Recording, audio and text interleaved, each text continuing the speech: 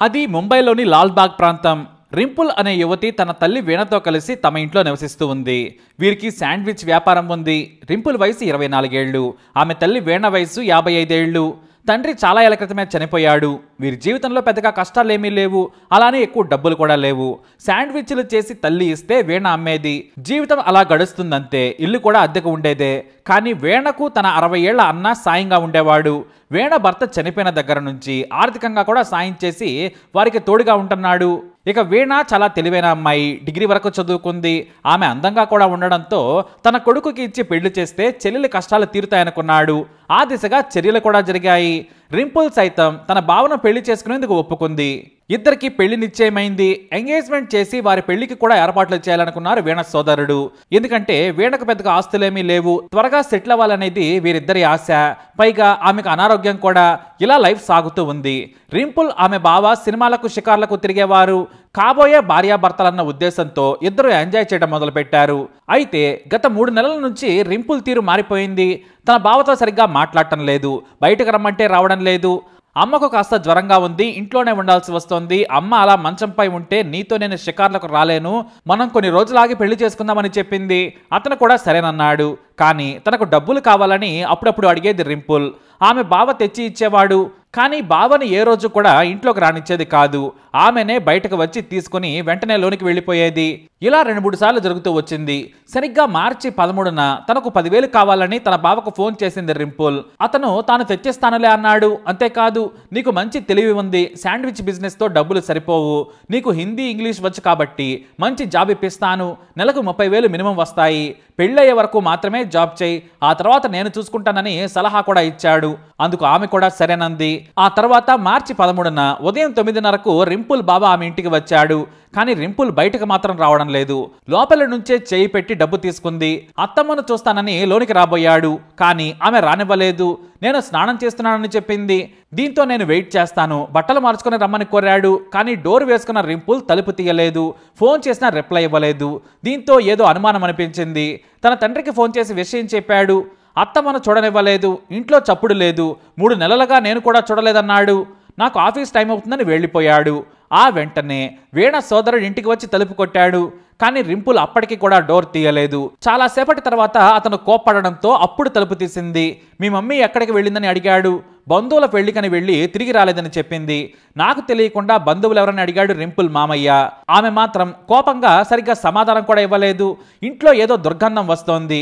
లోపల బెడ్రూమ్లో అంతా రక్తపు మరకలు. రూమ్ కూడా అశుభ్రంగా ఉంది. వాస్తవానికి అతని సోదరి వీణ ఇంటిని అద్దంలా ఉంచుకుంటుంది.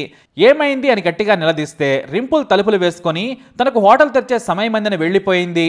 ఆ తర్వాత డైరెక్ట్గా వెళ్లి పోలీసులకు ఫిర్యాదు చేశాడు. తమ 55 ఏళ్ల సోదరి కనిపించడం లేదు. ఆమె కూతురు రింపుల్ సరిగ్గా సమాధానం ఇవ్వలేదు. దయచేసి వెతికి పెట్టమని ఫిర్యాదు రాసిచ్చాడు. వెంటనే పోలీసులు సిబ్బందితో వచ్చారు. రింపుల్కు కాల్ చేసి ఇంటికి పిలిపించారు. ఇంట్లో తలుపు తీయగానే ఒక్కసారిగా భరించలేని వాసన రావడంతో పోలీసులు ముక్కులు మూసుకొని బయటకు వచ్చారు. మొత్తం కిటికీలు తెరిపించి వెతికారు. బెడ్రూమ్లోని బెడ్ కింద ఒక పెద్ద మూట కనిపించింది. అందులో వృద్ధురాలి శరీర భాగాలు ముక్కలు చేసి ఉన్నాయి. వాటిపై భరించలేని స్ప్రేలు కొట్టినట్లు కనిపించింది.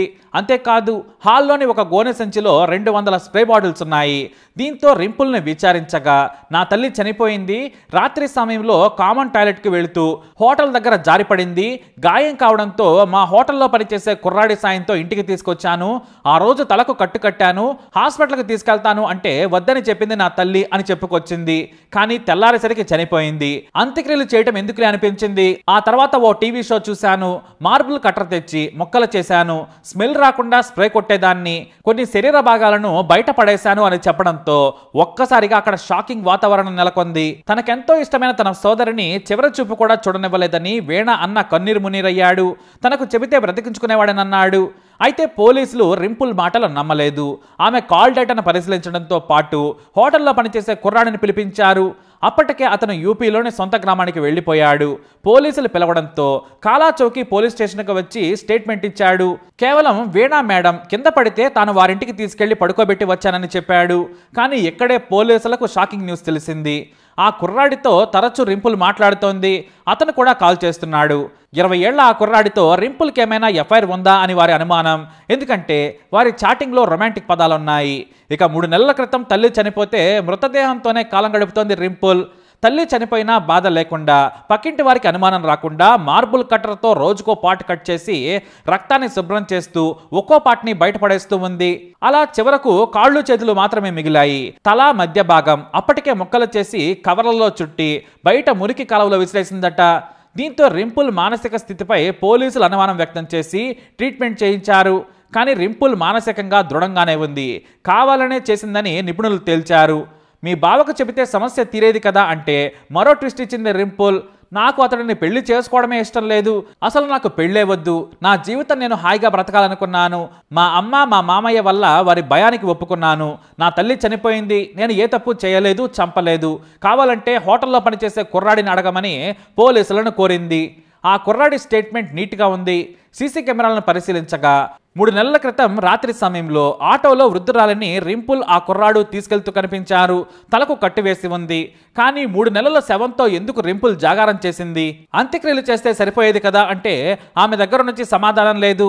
కానీ 24 ఏళ్ల రింపుల్పై హత్య కుట్ర కేసు పెట్టి జైలుకు పంపారు పోలీసులు. ఆమె మాత్రం నేను చంపలేదు, నా తల్లిని చంపాల్సిన అవసరం లేదని వాదిస్తూ ఉంది. అయితే ఇక్కడే మరో కోణం ఉంది. రింపుల్ హోటల్లో పనిచేసే కుర్రాడితో అభ్యంతరకరమైన స్థితిలో ఉంటే తల్లి చూసి కోప్పడి ఉండొచ్చు. వారి రిలేషన్పై కోప్పడడం వల్ల రింపుల్ చంపి ఉంటుందని పోలీసుల అనుమానం.